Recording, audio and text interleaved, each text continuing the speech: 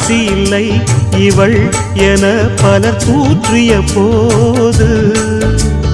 ராப்பகலாய் எழும் துயர் உனை வாட்டிய போது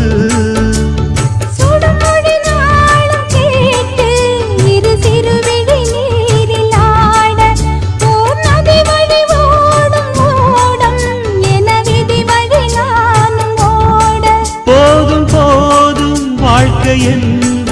ஏழை மாது எண்ணும் போது நானும் அணைத்திடும் பூமிக்கொரு வாரம் என்று எண்ணி இருந்தேன் பூமுடிக்க யாரும் இன்றி கண்ணி இருந்தேன் சொந்தமின்றி பந்தமின்றி நானும் இருந்தேன் பொட்டு ஒன்று தொட்டு வைத்து பூவை அடைந்தேன் நன்றி சொல்லவே உனக்கு